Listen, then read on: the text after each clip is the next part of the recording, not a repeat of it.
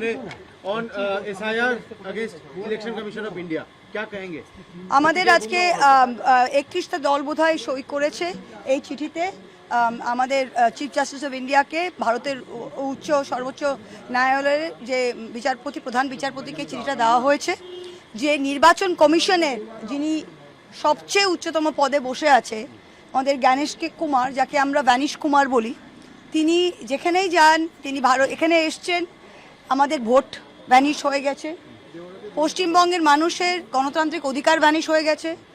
তিনি রাম টেম্পলের ট্রাস্ট, যেটা রাম মন্দিরের ট্রাস্ট, সেখানেও উনি বিরাজমান। সেখানে আপনারা জানছেন যে সেখানে 3,500 কোটি টাকার লুট হয়ে ভ্যানিশ হয়ে গেছে।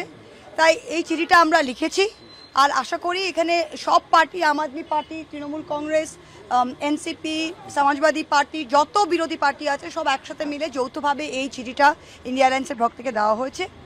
আর আমি আরেকটা জিনিস বলতে চাই যে বাংলার মাটিতে এখন প্রত্যেকটা জায়গায় আমরা বিজেপিকে একটা জিনিস প্রশ্ন করতে চাই যে আপনারা জিতেছেন, খুব ভালো, লুট করে হোক যাই করে হোক আপনারা জিতেছেন। আপনারা বলছেন আপনারা মানুষের রায়ে জিতেছেন, খুব সুন্দর, আমরা তা মানছি যে আপনারা মানুষ ভোট দিয়েছে, আপনারা জিতেছেন। তা যদি মানুষ ভোট দিয়েছে আর আপনারা জিতেছেন, তা আপনাদের এত ভয় কিসের? আর আপনাদের ক্যাডার কোথায়? আমি তো আপনাদের ক্যাডারকে কোথাও দেখছি না। আপনাদের কয়েকটা নেতা অতি উস্কানিমূলক মন্তব্য করছে, আর বাকি পুরোটা আপনারা পুলিশ দিয়ে করছেন। জেলার এসপি এখন জেলার ডিস্ট্রিক্ট প্রেসিডেন্ট।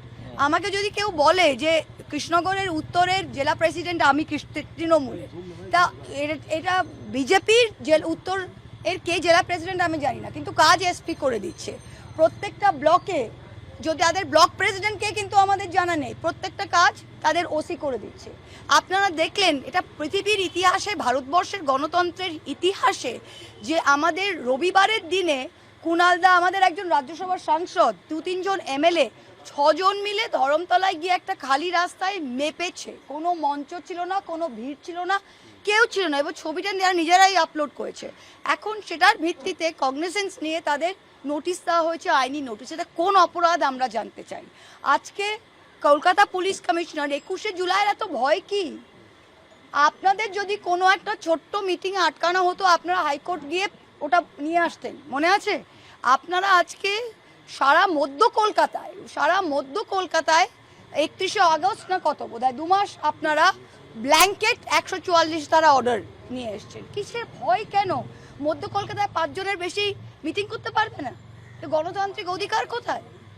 এই যে পুলিশ স্টেটে আজকে পরিণত হয়েছে, এবং আজকে আমরা কোর্টে গিয়েছিলাম, এই যে আপনাদের নেতা মন্ত্রী সবাই বলছে ডিম থেরাপি, আর বিজেপির লোকেরা এই মিথ্যে কথাটা চালাবার চেষ্টা করেছিল প্রথম 1 মাস, যে এটা জনরোষ। এটা কোনো জনরোষ ছিল না, এটা বিজেপির গুন্ডামি ছিল। আর আজকে প্রত্যেকটা পুলিশ স্টেশনে গাইডলাইন দিতে বলেছে ডিজিকে, এটা চলতে পারে না। আর আগামী দিন এরা ভাবছি, দেখুন যখন এরা এখন নতুন এসেছে তো খুব দাঁত দেখাচ্ছে। 1 মাস 2 মাস যেতে দিন, আইনি বিচার ব্যবস্থা তো দেশে এখনো আছে। আমি তো মানবো না যে বিচার ব্যবস্থা একেবারে উঠে গিয়েছে। যতদিন বিচার ব্যবস্থা আছে, কোনো দিন আমরা কিন্তু রেহাই পাবো। তাই কর্মীদের বলছি, আপনারা যেখানে সেখানে আজকে কথা, মুখের ভাষা কি? সার্চ করতে এসছে, সার্চ কেন করছে? ওয়ারেন্ট কোথায়? বলে ওসব হিন্দি ছবিতে হয়। এসডিপিও তেহট্ট আমাকে মুখের ওপর বলছে ওগুলো হিন্দি ছবিতে হয়, ওয়ারেন্ট নিয়ে সার্চ, আমরা এমনি সার্চ করি। কাউকে ডেকে নিয়ে যাচ্ছে পুলিশ স্টেশনে, কেন? বড়বাবুর সাথে কথা বলবে। বুঝতে পারলেন ব্যাপারটা? তাই এরকম পুলিশ স্টেট তো চলতে পারে না। বাংলার মানুষ যদি আদৌ তাদের ভোট দিয়ে থাকে, এটা নিশ্চয়ই এটা করার জন্য ভোট দেয়নি।